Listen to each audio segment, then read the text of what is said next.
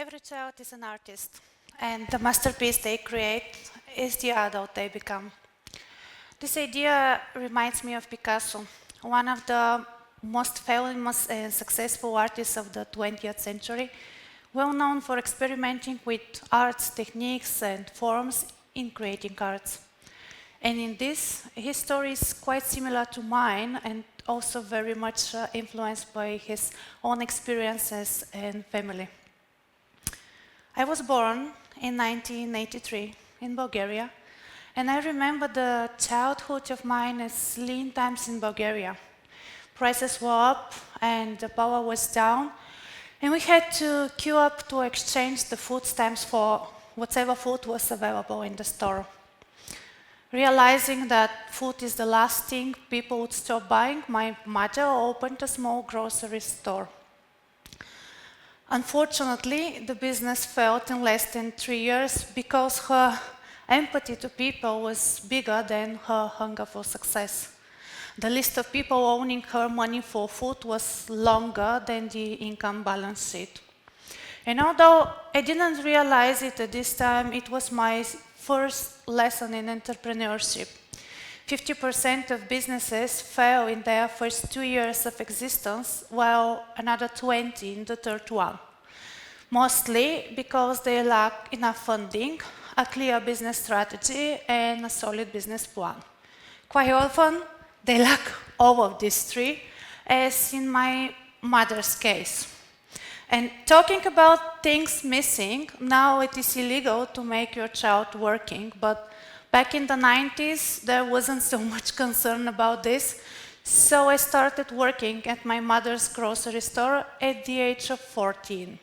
And there, I realized that smiling at the cash desk isn't enough, and without a clear strategy and a working framework, I wouldn't be able to survive by the end of the day.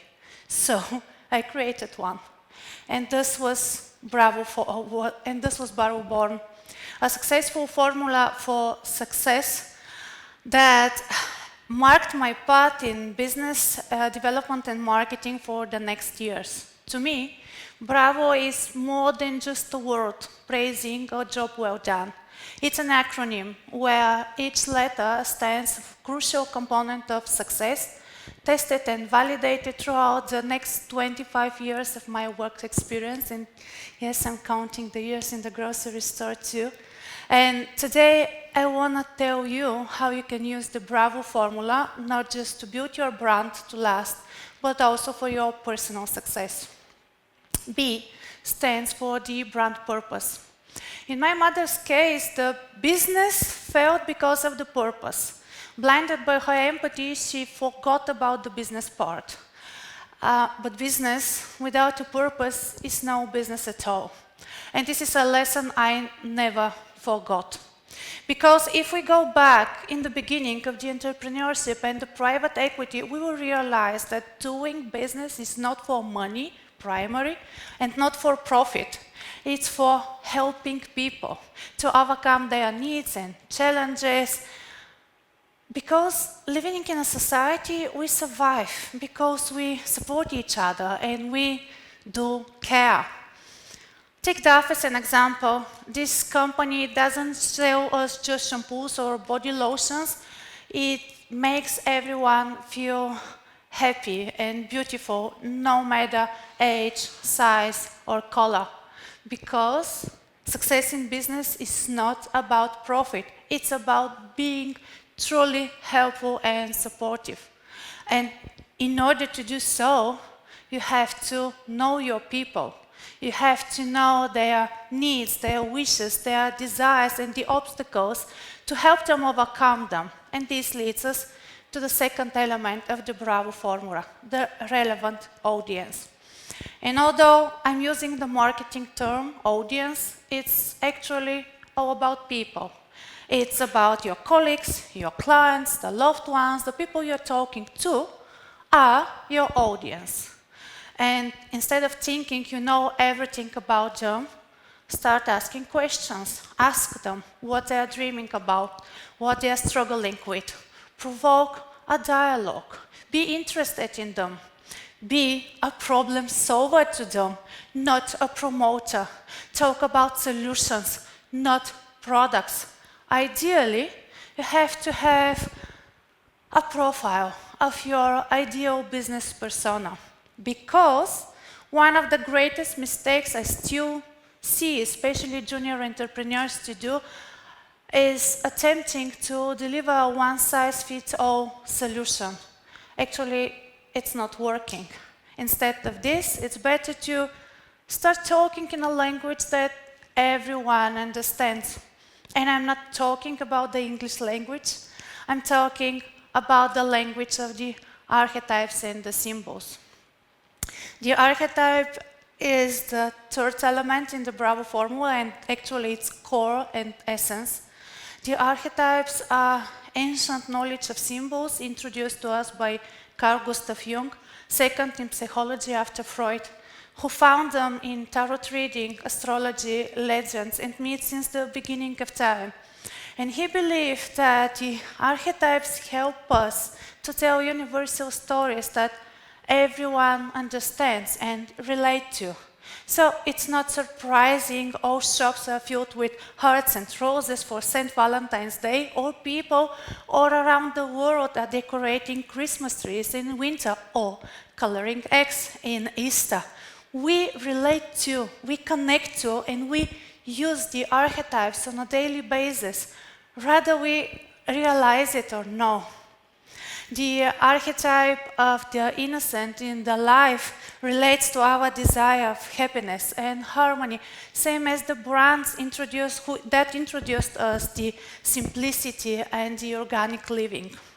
The archetype of the sage is about wisdom and knowledge, same as the media company that keep us informed. The explorer archetype makes us be interested, willing to travel and adventurous and looking for new hobbies or new things in life, same as the brands that tell us stories about foreign cultures and foreign lands.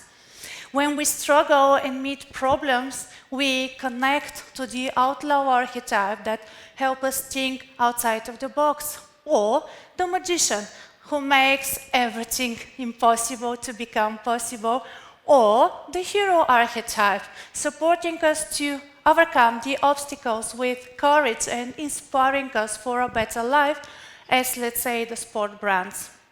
In connections and when we communicate with others, we align with the archetype of the lover, that is all about passion, all about connection, all about deep emotions, same as the luxury brands that make us feel special, or the trickster that brings us joy and fun in life, or the regular guy representing our best friend, and the brands that brings us harmony and coziness.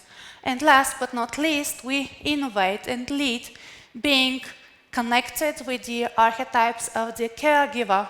That's all about support and empathy. The ruler representing the traditions and the authority and the leadership, and the creator, making all ideas come into reality.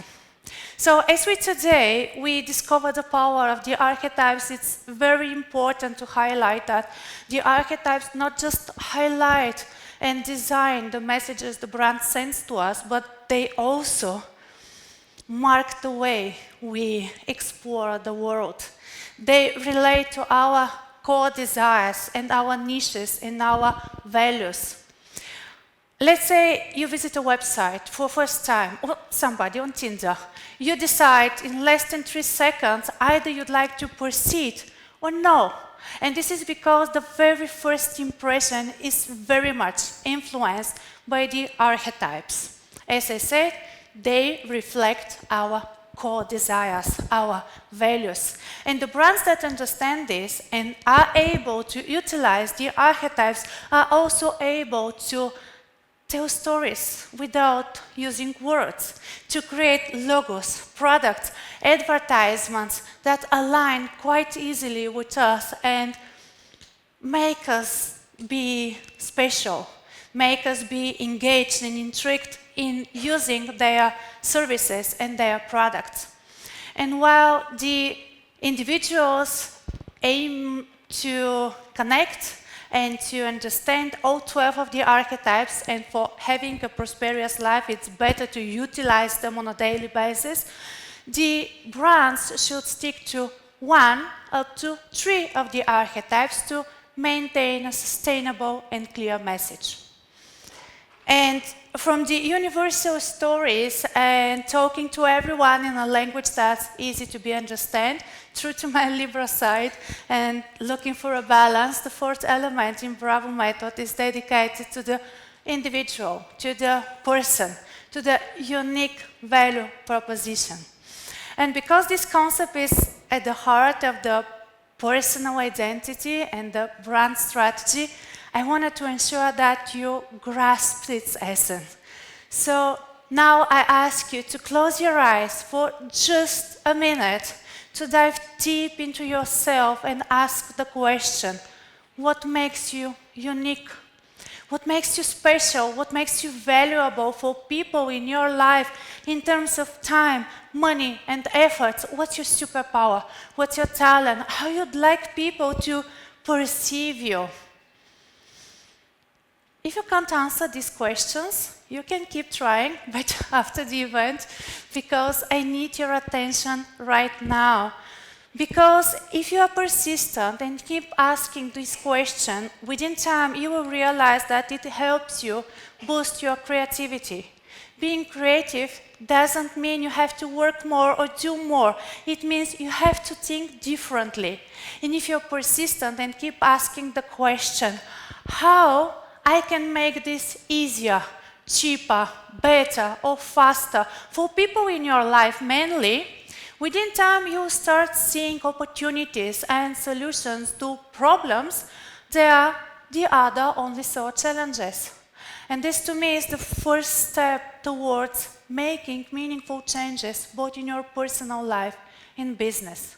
Because building a business is like preparing for a marathon. Step by step, it requires patience, persistence, and a clear strategy. Being an entrepreneur is a tough job, and I'm talking from my personal experience, especially in the beginning, because you're limited in resources. Probably you lack funding, probably you don't have enough time to do everything or enough people to help you. Still, you have to be everywhere, at the right place, in the right time, doing the right things, connecting with people to support your business grow. And this is where the O for the omnichannel presence and notably the user experience comes into play.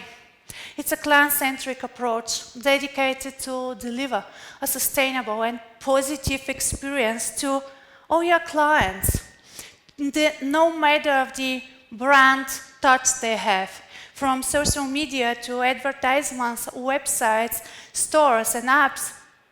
The whole user journey is well thought out and well planned to support people not just enjoy your brand, but to know it better and to fall in love. To me, brands that are consistent, both in actions and words, are built to last. Because in a competitive market where all the alternatives are just a click away, user experience is what makes actually the difference. And the omnichannel strategy helps brands not just to be more sympathetic to the people, but to build a community of loyal ambassadors willing to support their success and willing to support their growth. And from what I have learned, there are two types of entrepreneurs: those who don't make it and fail, and others who are persistent, keep doing it, and become serial entrepreneurs. So never give up. And if you stick to these rules and follow the 5 principles of Bravo, which let's summarize, success in business and life is not about profit or money. It's for truly having a positive impact on people's lives. To do so, you have to know your audience and you have to deliver a message that relates to their needs and their desires. Instead of attempting to deliver one-size-fits-all solution, better stay focused on speaking in a language that everyone understands. Consider yourself as an asset and start thinking how you can save people time, money, or effort and be sustainable, both in actions and words, and think about the user experience you deliver, not just in business, but also in your personal life and for the people in your life. And if you do so, you'll be able not just to build a brand, personal or business, you will build a love brand that captures people's hearts and minds. This approach helped me, definitely, not just to be the first in my family managing a successful business, but it also made me an author, and it made me a business consultant supporting more than 800 entrepreneurs and companies to thrive globally.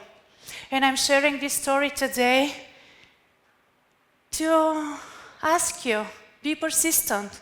And I hope that Bravo method will serve you not just as a reference book on your coffee table, but as a roadmap to your prosperous future. And honestly, I'm impatient to see where this future will meet us again.